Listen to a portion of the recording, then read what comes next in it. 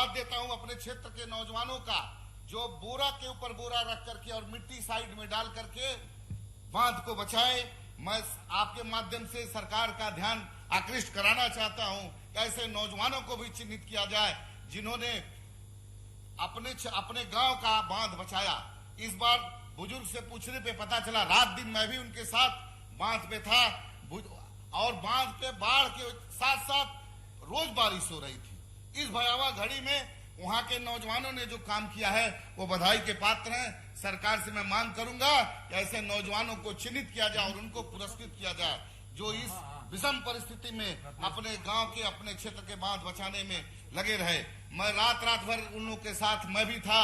देखकर मुझे अपार खुशी हुई कि हमारे क्षेत्र में ऐसे नौजवान हैं जो ऐसी परिस्थिति में बाढ़ से या किसी भी महामारी से मुकाबला कर सकते हैं।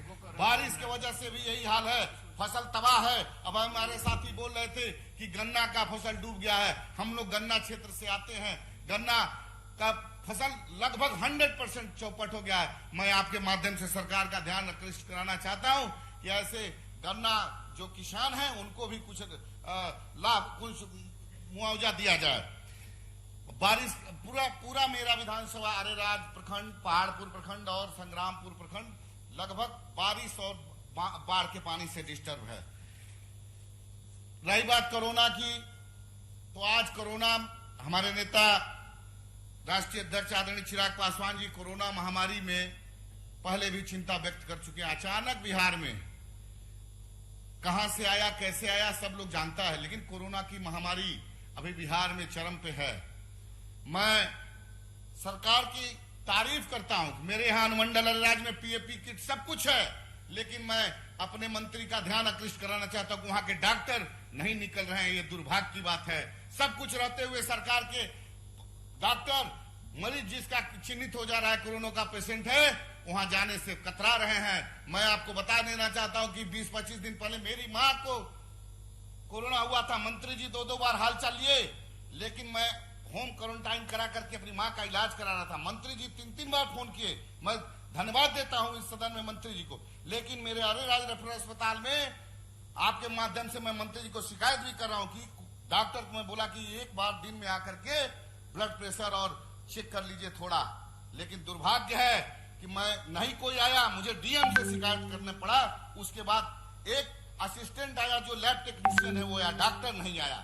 ऐसे चिन्हित किया जाए ऐसे डॉक्टरों को जो सरकार की बदनामी करवा रहे हैं। महोदय, केंद्र सरकार के द्वारा हमारे बिहार में कोरोना की जब महामारी शुरू हुई थी तो हमारे मुख्यमंत्री नीतीश कुमार बहुत अच्छा इंतजाम किए थे। मैं चूंकि 2-3 स्टेट मैं आ गया हूं, जानता हूं कि सब स्टेट से बेहतर हमारे मुख्यमंत्री जी का था, लेकिन कुछ ऐसे पदाधिकारी जरूर हैं जो सरकार की किरकिरी करा रहे हैं। उनको भी चिन्हित करने की आवश्यकता है। जिसमें बाहर से हमारे मजदूर आ रहे थे, उसमें हमारे यहाँ खाने की व्यवस्था बढ़िया थी। हमारे यहाँ जहाँ पर क्वारंटाइन सेंटर था उनको बिस्तर था, उनको थाली दिया गया था, उनको सोने के लिए मच्छरदानी, सब तरह की व्यवस्था थी। अब आप समाप्त कीजिए। महोदय, मैं समाप्त करता हूँ।